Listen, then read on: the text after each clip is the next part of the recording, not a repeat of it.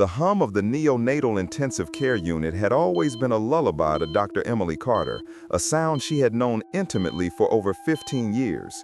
The soft beeps of monitors, the rhythmic whoosh of ventilators, and the quiet murmurs of nurses moving between incubators were the heartbeat of a place she both loved and feared.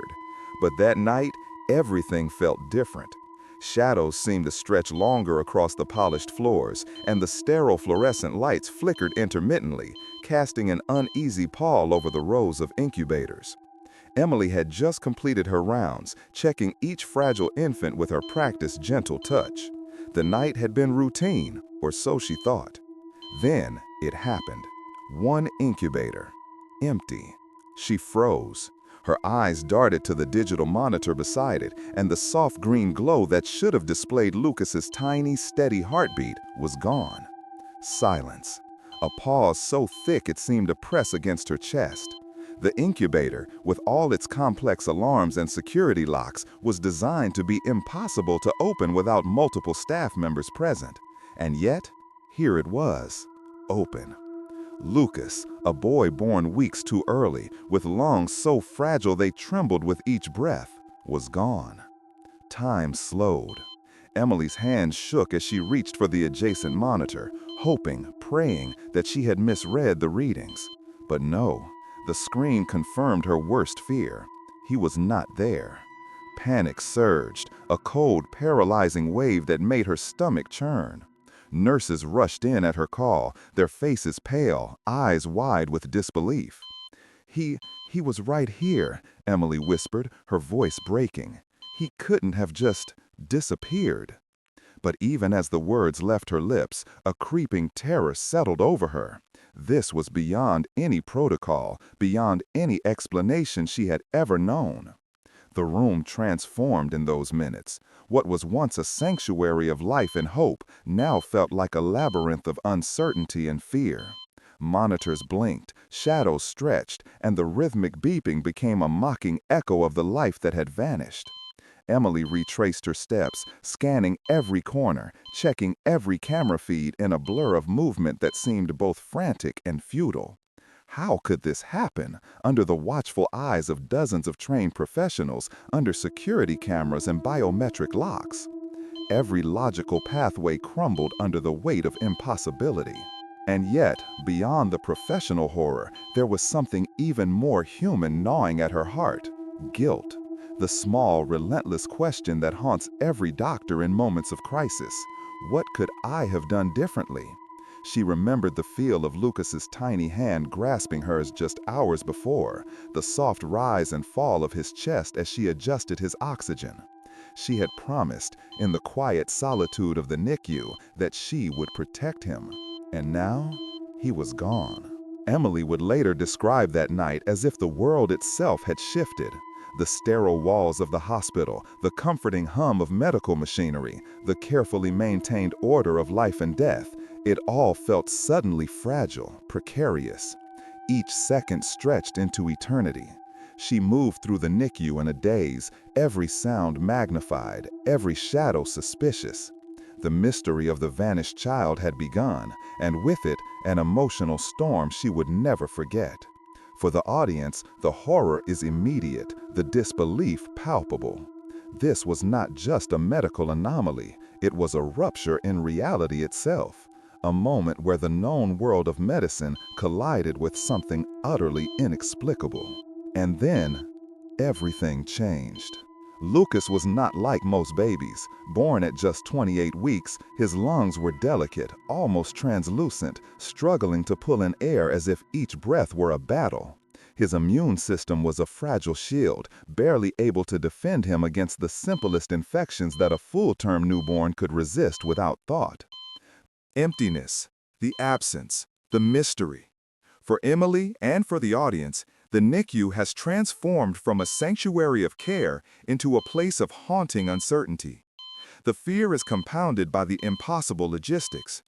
The incubator is equipped with alarms that activate if it is opened or moved, cameras that cover every angle, and staff who rotate constantly. The disappearance is not just a violation of protocol, it is a violation of reality itself. Emily's internal monologue expresses the creeping dread, the sense that no matter how many professionals, how many systems, how much vigilance, some events remain unexplainable. It is a horror grounded in human vulnerability and the limits of control. And then, as the hours stretch into the night, the NICU falls into an eerie silence once more. Lucas is still gone. Emily stands before the empty incubator, overwhelmed by disbelief, grief, and fear, knowing that this is not just a medical crisis, it is a mystery that will haunt her forever. The scene fades slowly, leaving viewers with a chilling question. How can something so real, so fragile, simply disappear? The moment Lucas was discovered missing, the hospital transformed into a battleground of urgency, protocol, and disbelief. Security personnel swarmed the NICU, administrators huddled over charts and access logs, and law enforcement arrived, their presence both reassuring and surreal. Emily watched as a highly trained team dissected every possibility, each scenario meticulously considered, yet none offered comfort. Kidnapping? Every exit was monitored, every visitor logged. Misplacement? The infant had been secured in a locked, high-tech incubator. Human error? The staff was experienced, protocols were strict, and yet somehow none of these explanations fit. Hospital administrators combed through security footage, replaying every second with painstaking scrutiny. Cameras captured only shadows and fleeting movements, nothing that could explain the absence of a fragile 28-week-old infant. Every log, every swipe of a keycard, every entry into the NICU was analyzed and cross-referenced.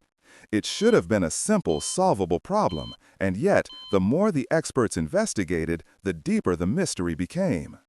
Emily's narration conveys the crushing weight of impossibility, the sense that the familiar world of medicine and procedure had been fractured. Interviews with colleagues reveal the intensity of disbelief.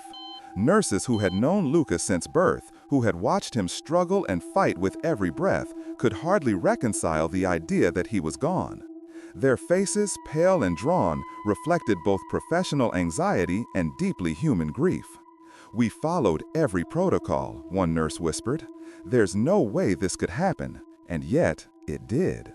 The juxtaposition of meticulous hospital protocol and inexplicable absence amplifies the horror, giving the audience an intimate view into both the emotional and operational chaos of the investigation. Hospital administrators combed through security footage, replaying every second with painstaking scrutiny. Cameras captured only shadows and fleeting movements, nothing that could explain the absence of a fragile 28-week-old infant. Every log, every swipe of a keycard, every entry into the NICU was analyzed and cross-referenced.